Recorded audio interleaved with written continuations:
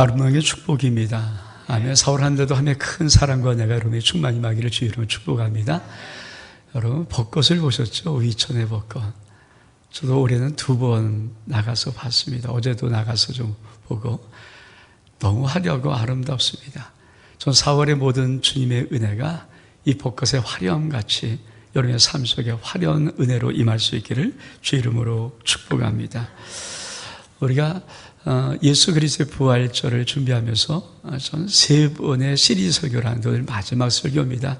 첫 번째 예수 부활, 새로운 인생, 부활절 새벽 기도 때 말씀을 증거했고요.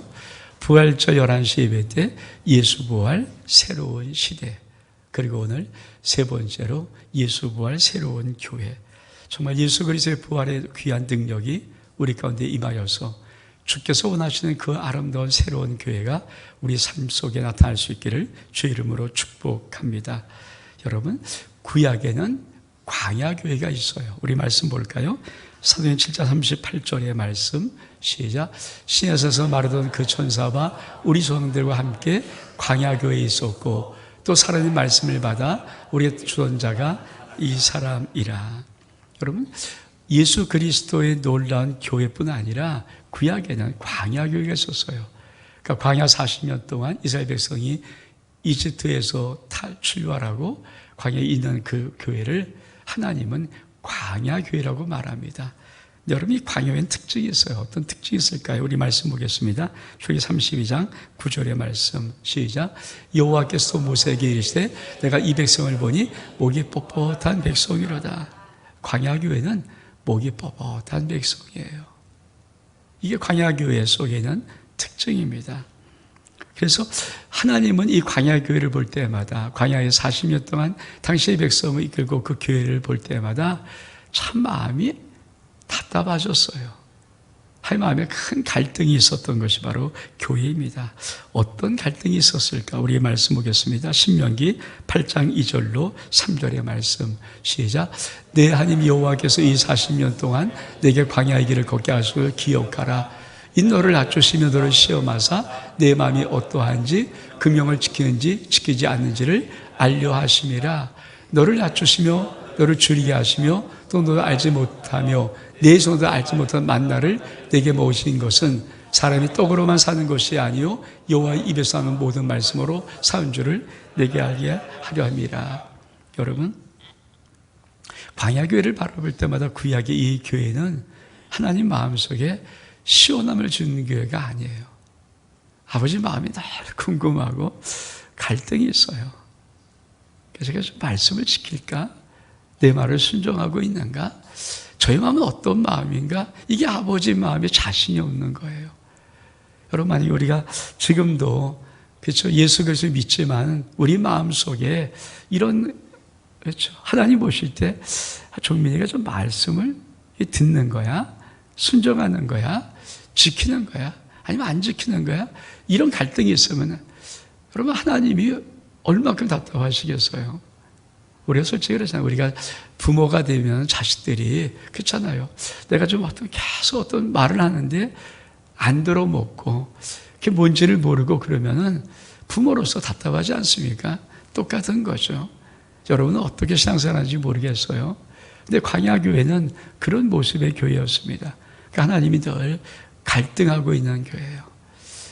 진짜 저 마음을 말씀 순종하는 마음일까는 이런 퀘스천 마크.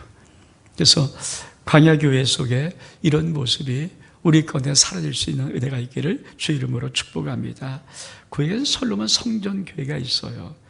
이 교회는 어떤 특징이 있는가? 우리 말씀 볼까요? 예레미야 7장 25절로 26절까지 말씀 시작. 너희 조상들이 애굽 땅에서 나온 날부터 오늘까지 내가 내 종 선지자들을 너에게 보내되 끊임없이 보내었으나 너희가 나에게 순종하지 아니하며 귀를 기울이지 아니하고 목을 곧게 하여 너희 조상들보다 악을 더 행하니라. 여러분, 다윗이 솔로몬, 그러니까 하나님의 성전을 짓고 싶어서 모든 준비를 마치고 아들 솔로몬 왕이 성전을 건축하잖아요.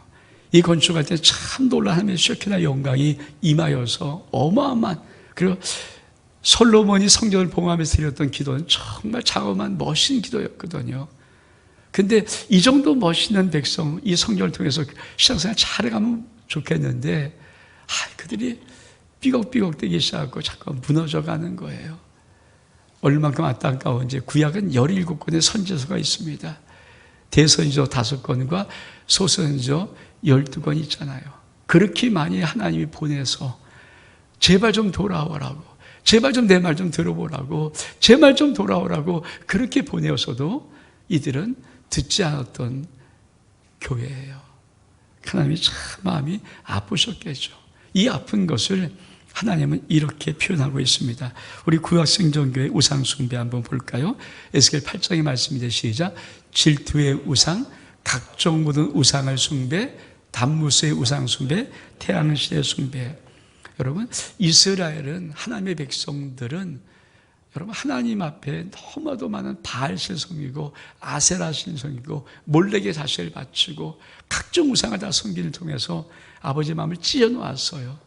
그래서 하나님이 더 이상 안 되겠다 싶어갖고 그만 그 당시의 백성을 바벨론으로 70년 동안 포로로 보내는 거예요. 얼마큼 아프셨으면 당시 성전을 회파하시면서까지 무너뜨리면서까지 그들의 포로로 끌려가게 만드실까. 그게 하나님 마음이거든요. 근데 여러분, 에스겔은 포로 시대 선지자예요. 다니엘과 에스겔은 멸망의 선지자가 포로 시대 선지자인데 불구하고 하나님이 에스겔의 영혼을, 하나님의 영이 쑥 끄집어내고 예루살렘 성전을 보여주는 거예요. 자, 봐라. 내가 왜 이 백성에게 그렇게 힘들게 화를 낼 수밖에 없는가? 자, 봐.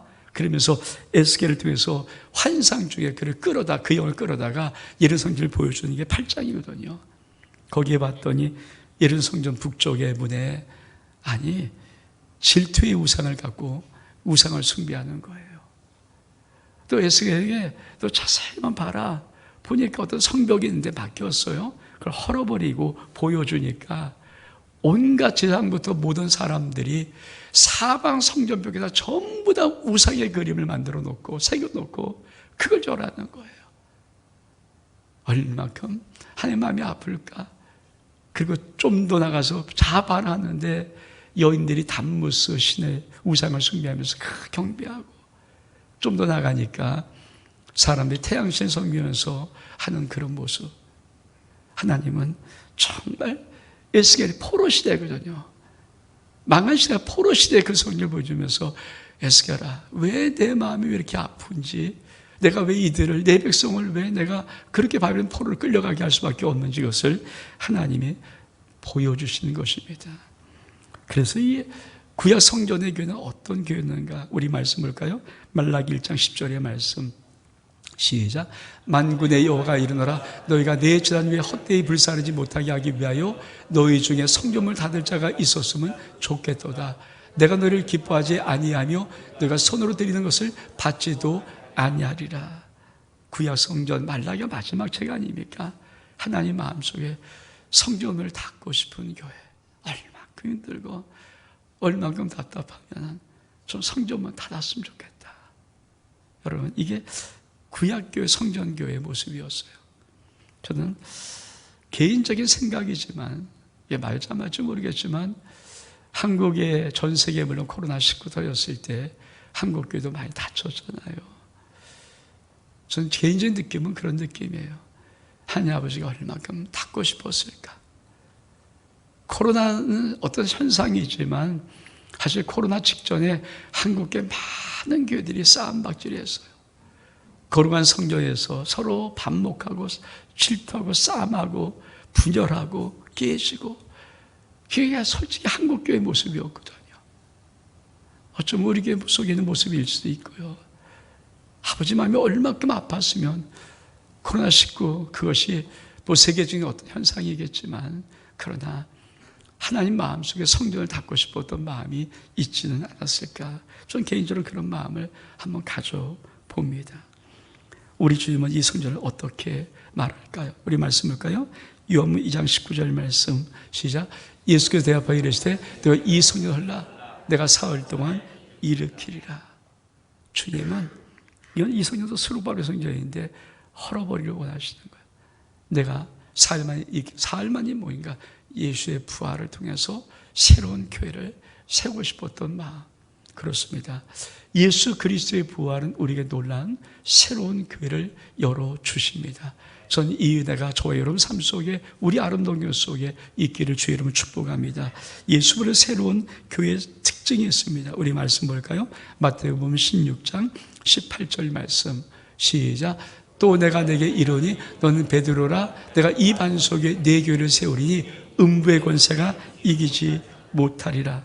예수 그리스도의 부활로 새로 세워지는 새로운 교회는 아주 놀라운 특징이 있어요. 주님의 교회입니다. 두 번째는 음부의 권세가 이기지 못해요. 지금도 여러분, 주의 몸된 교회는 어떤 음부, 어떤 세상, 어떤 마귀, 어떤 사단, 어떤 장난 결코 이기지 못합니다. 왜? 정말 예수 그리스도의 십자가의 죽음과 부활과 승천과 성령이 임하심부터 복음이 증거된 지금까지 죄 몸된 교회 무너지질 않습니다. 세상의 권력, 죄 몸된 게 무너뜨리지 못합니다. 세상의 어떤 지위, 힘 무너뜨리지 못합니다. 총각할 무너뜨리지 못합니다. 사단의 어떤 권세도, 음부의 권세도 죄 몸된 교회를 무너뜨리지 못합니다. 주님께서 특징을 적은 거예요. 음부의 권세가 이기지 못할 것이다. 언제까지?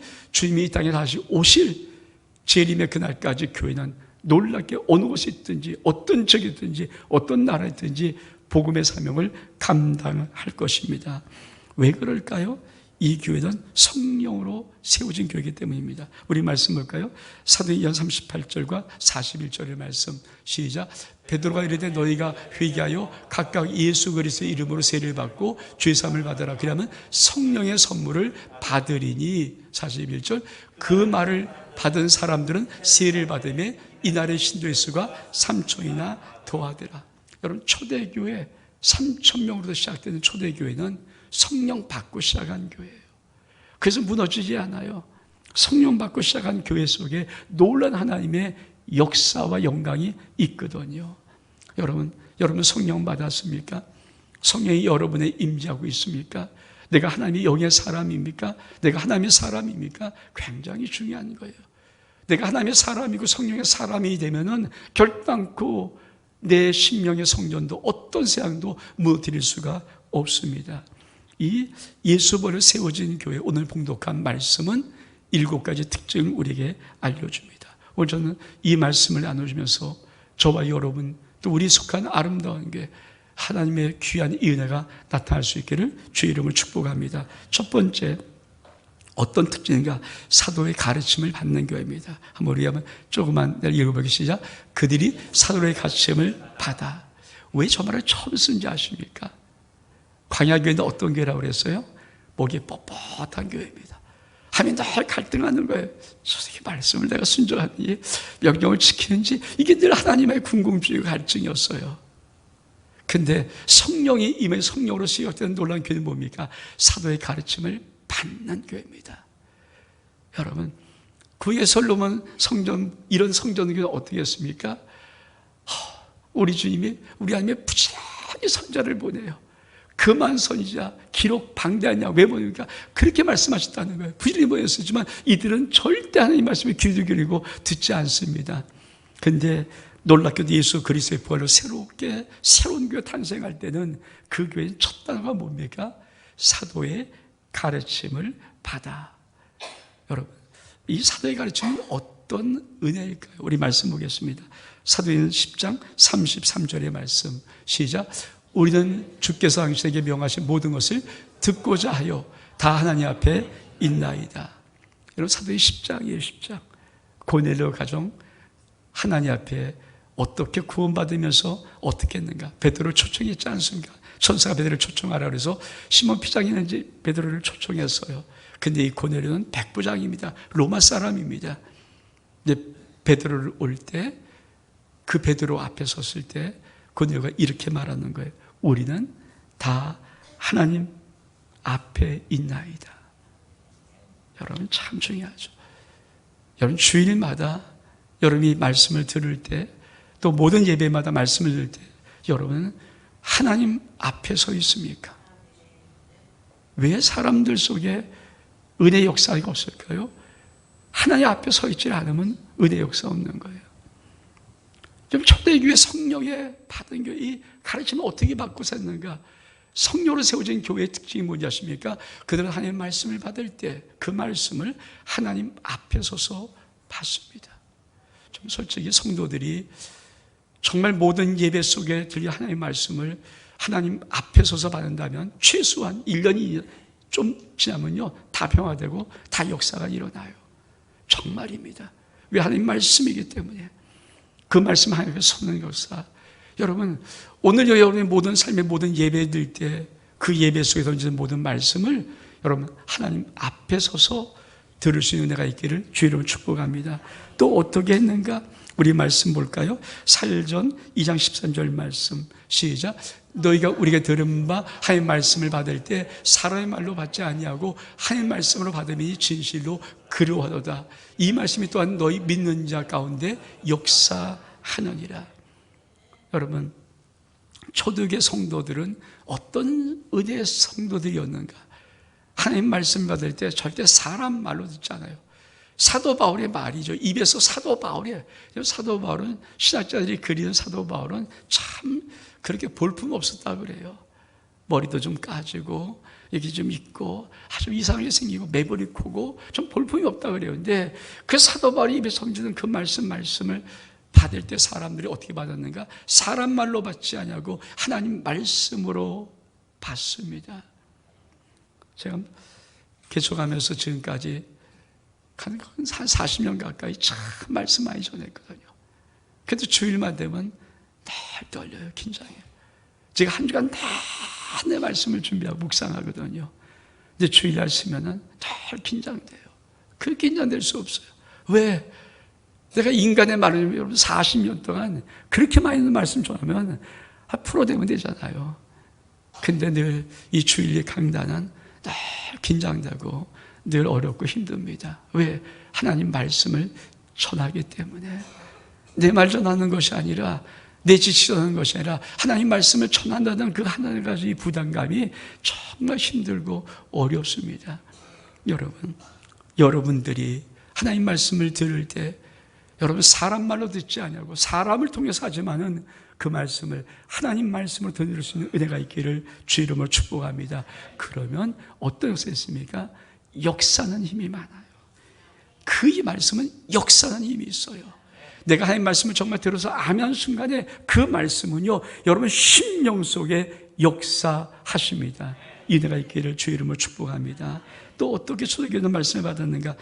사도행전 17장 11절 말씀 시작. 베레아에 있는 사람들은 데살로니가에 있는 사람들보다 더 너그러워서 간절한 마음으로 말씀 받고 이것이 그런가요? 날마다 성경을 상고함으로. 여러분 말씀을 어떤 자세로 받나요? 제가 말씀을 받는 자세를 어떻게 하냐면요, 뚫어져라 보는 거예요. 말씀을 전하는 그분을 얼굴을 뚫어져라 보는 거예요. 여러분이 뚫어져라 저를 봐서 제 얼굴에 뽕뽕 나는 그게 말씀을 간절히 받는 거예요. 저는 그렇게 배웠거든요. 그렇게 들으려고 했어요. 말씀 받을 때 그 말씀을 전하는 그 얼굴을 뚫어져라 보는 거예요. 그리고 아멘 속에서 아멘 아멘. 여러분 인생 속에 정말 그런 예배를 드리고 그런 말씀을 받으면 몇 년 갈까요? 아니에요. 몇 달, 몇 년, 1년 가면 인생은 다 바뀌어요. 왜? 하나님 말씀은 역사의 힘이 있기 때문에, 하나님 말씀은 건능한 말씀이기 때문에, 하나님 말씀은 약속의 말씀이기 때문에 그 말씀을 내가 아멘 하면 내 인생이 안 바뀐다고요? 바뀌어요. 여러분 간절함이 그런 거예요. 뚫어져라. 여러분 속에 눈에서 레이저 불이 나와서 여러분 정말 말씀을 전하는 그 얼굴을 바라볼 때마다 빵꾸 뽕뽕 날 정도로 뚫어져라 바라보면서 말씀 입으로 아멘 아멘. 저 말씀이 내 말씀입니다. 하나님 저 말씀이 내 말씀입니다. 저 말씀이 내 말씀입니다. 이렇게 받는 은혜가 있다면 인생 바뀌어요. 왜? 말씀은 역사하기는 것을 분명하기 때문에.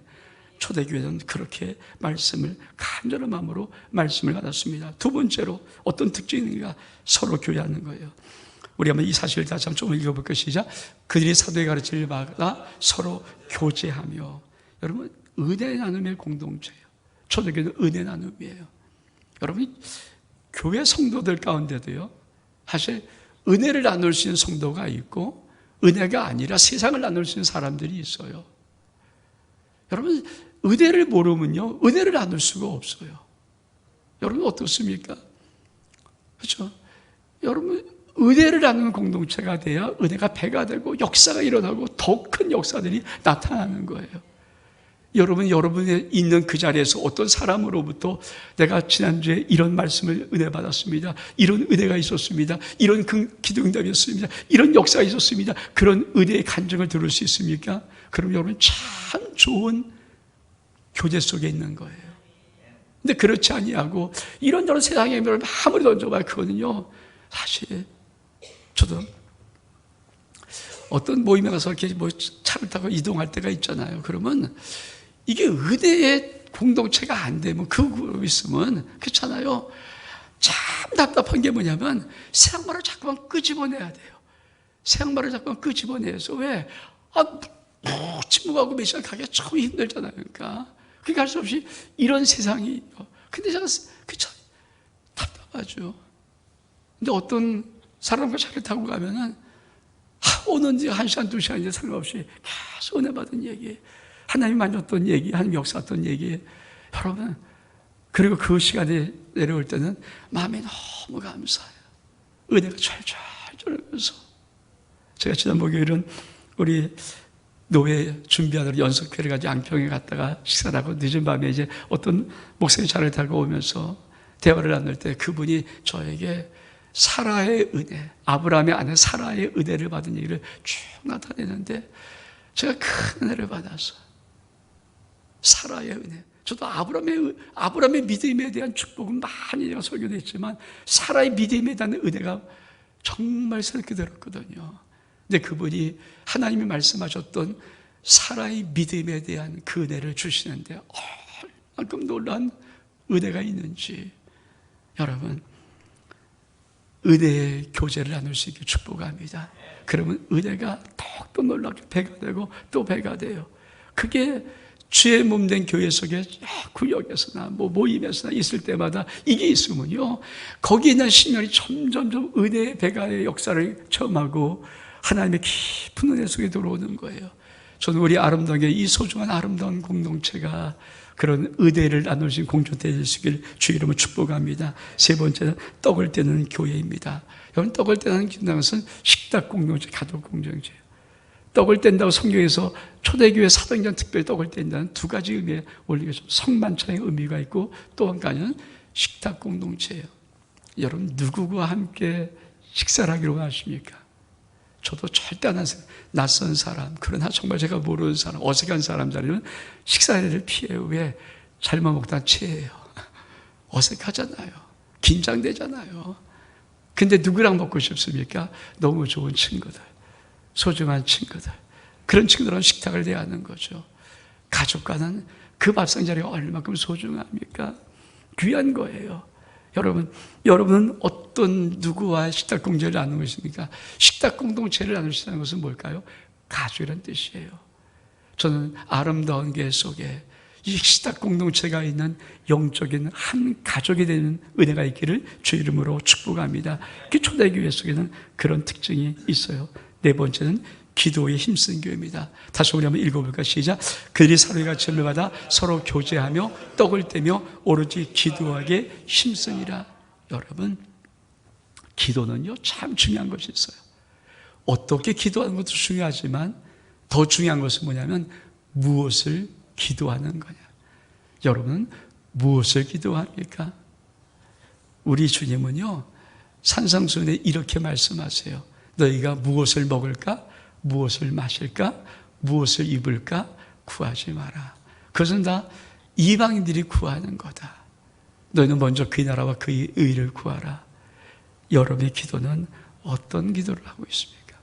여러분, 정말 중요한 은혜의 기도.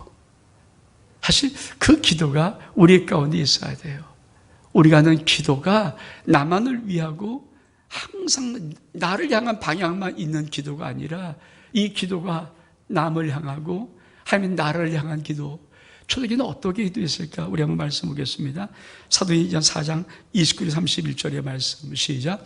주여 이도 그들의 위협함을 굽어보시옵고 또 종들로 하여금 담대히 하나님 말씀을 전하게 하여 주시오며 손냄으로 병을 낫게 하시고 표적과 기사가 거룩한 종 예수의 이름으로 이루어지게 하옵소서 하더라. 빌기를 다음에 모든 것이 진동하더니 무리가 성령에 충만하여 담대하여 말씀을 전하니라. 여러분, 초대교회는 첫 번째로 하나님 담대하여 말씀을 전하게 하옵소서. 왜? 이 초대교회는 뭡니까? 위협을 당한 교회예요. 박해를 받았던 교회예요. 으르렁거리면서 사방에서 이 교회를 짓밟으려고 덤볐던 그런 상황입니다. 너무 두려웠어요. 여러분, 매는 맞으면 아파요. 어떤 사람도 매를 때리면 아프지 그 매가 여러분 안 아프질 않아요. 사도들이라고 때리면 그 매가 안 아프겠습니까? 감옥에 갇히면 두렵지 않겠습니까? 그래서 그러나 끊임없이 그들은 뭘 기도했습니까? 하나님 담대히 하나님 말씀을 전하게 하옵소서. 담대히 하나님 말씀을 전하게 하옵소서. 이게 초대교회가 기도했던 기도의 첫 번째였어요. 그리고 손냄으로 병을 낫게 하옵소서. 표적과 기사가 거룩한 예수의 이름으로 이루어지게 하옵소서. 이게 초대교회가 기도했던 기도의 아름다움입니다. 여러분, 우리가 마지막 때 주의 몸된 교회 속에서 마지막까지 기도의 가장 귀한 기도가 뭘까요? 복음을 전할 수 있는 기도와 은혜가 있기를 주의로 축복합니다. 우리 아름다가 지금 일주일에 5일을 전도해요. 주일만 나오면 그 장면 못 보겠지만 평일에 오시는 분들은 평일에 5일 우리가 전도하거든요. 그들은 지나가는 아이를 붙잡고 청소년을 붙잡고 복음을 전해요. 예수 복음을 전해요. 그게 얼만큼, 저는 그 모습 볼 때마다 하나님이 얼만큼 좋으실까? 우리는 얼만큼 좋을까? 단순 주 예수 그리스도의 십자가의 죽으심 그리고 그 놀라운 부활을 증명하는 그 전도를 우리 하면 얼만큼 기뻐하실까? 얼만큼 좋으실까? 여러분, 정말 우리 온 성도들이 여러분의 기도의 소리가 복음 전파를 위해서 주 예수의 오실 때까지 사명에 그를 위해서 함께 기도한다면 얼마큼 놀라운 역사가 있을까? 우리 교회가 이 교회 건축을 1986년도에 했어요. 86년도 하고 조금 있다가 우리 교회 한 전도사 한 분이 들어오셨습니다. 신방 전도사로 오셨어요. 나이가 좀 드셨던 한 여자분이 오셨습니다. 이분이 전도에 뜨거운 열정을 갖고 전도의 사명이 있어요. 전 지금도 있잖아요. 우리 교회가 이 교회를 건축하고 한 2년 전에, 한 2년이 안 됐을까? 1년 좀 지난 다음에 한 140명 정도의 장년부가 들어왔었거든요. 근데 그때 이분은 늘 전도하면서 저에게 제 목계시에다가 전도대상 카드를 줘요. 근데 그게 한 90장 정도. 목사님 기도해 주세요. 목사님 기도해 주세요. 제가 그 일을 놓고 기도하거든요. 근데 놀라웠던 것은 정말 한 1년 좀 전 지난 시간에 그 90명이 정말 다 우리 아름다게 등록자가 됐다는 거예요. 우리 아름다게 성도가 됐어요. 얼마큼 많은지. 지금도 우리 전도하신 우리 전도사님이 저에게 카드 10장을 줬어요. 목사님 기도해 주세요. 제가 지금도 생일마다 기도하고 있습니다. 언젠가 그 이름들이 주의 몸된 교회 귀한 등록교육이 되고 함께 예수를 알아가고 예수를 믿고 영원한 생명 천국 가는 귀한 자가 될 수 있는 은혜가 있기를 정말 기도하고 있어요. 그렇습니다. 여러분, 기도에 힘쓴 교회, 이게 초대교회의 아름다운 모습이었습니다. 여러분도 여러분의 기도의 범위를, 기도의 지경을 넓힐 수 은혜가 있기를 원합니다. 여러분, 내게 필요한 모든 것은 하나님이 이미 다 알고 계세요. 우리 입을 열어서 거룩하게 주의 복음을 위해서, 여러분 하나님의 나라의 확증을 위해서 기도할 때 강력한 하나님의 역사들이 나타나는 것입니다. 이 복이 있기를 축복합니다. 그렇습니다. 다섯 번째, 이 새로운 교회는 기사와 표적이 많은 교회입니다. 사도행전 43절 같이 한번 읽겠습니다. 시작. 사람마다 두려워하는데 사도로 말미암아 기사와 표적이 많이 나타나니. 여러분, 기사와 표적이 있어요. 하나님의 임재가 있고요, 현상이 나타나고요, 축복이 있고요. 여러분, 초대교회에 어떻게 복음이 그렇게 놀랍게 증거될까요?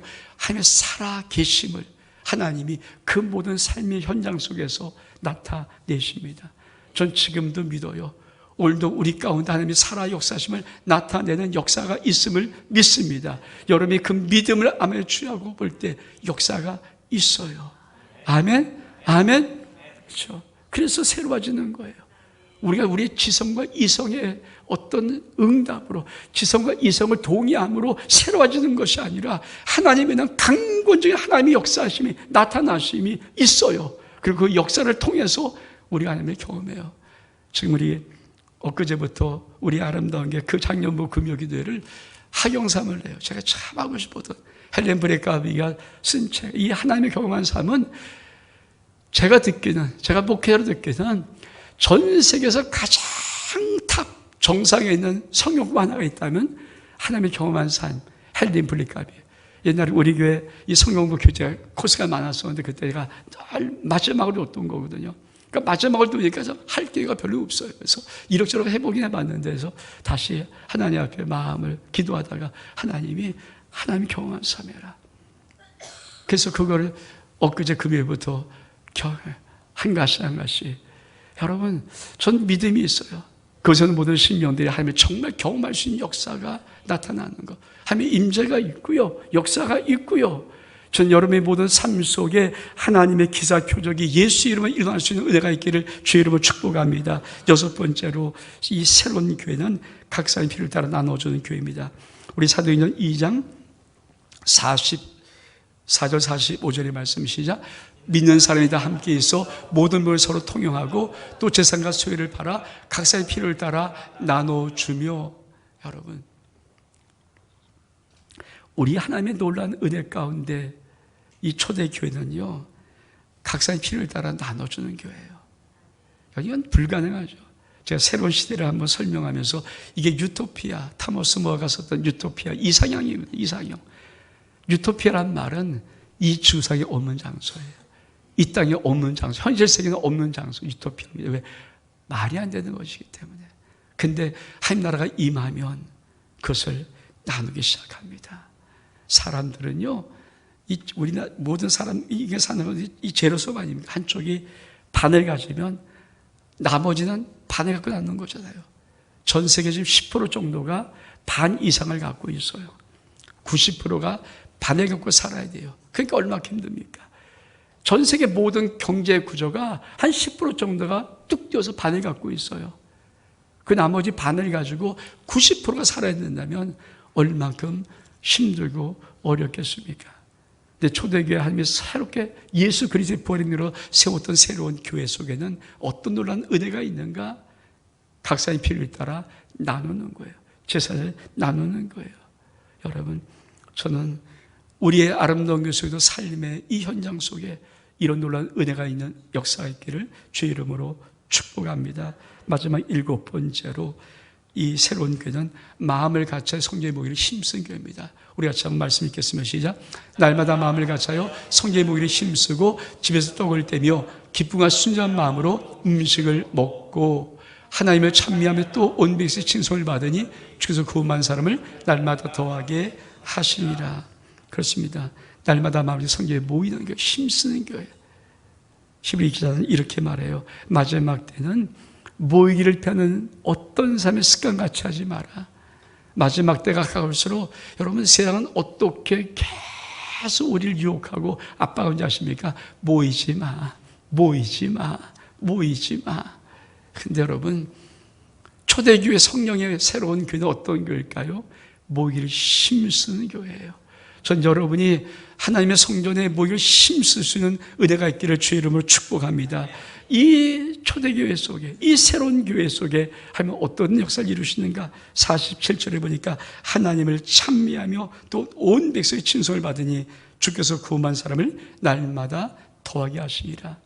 저는 우리 아름다운 교회, 정말 예수 그리스도의 부활로 새로운 교회 모습이 되어서 주님을 찬미하고 또 만사의 친송을 받으며 더 나가서 날마다 구원하는 놀라운 역사가 있는, 정말 제 마음속에 있는 가장 큰 하나님의 그림 소원, 하나님, 이 아름다운 교회, 주님이 이 땅에 세우고 싶었던 모델께 되기를 원합니다는 그 소원이 이루어질 수 있는 은혜가 있기를 주의 이름으로 축복합니다. 우리 일어서겠습니다.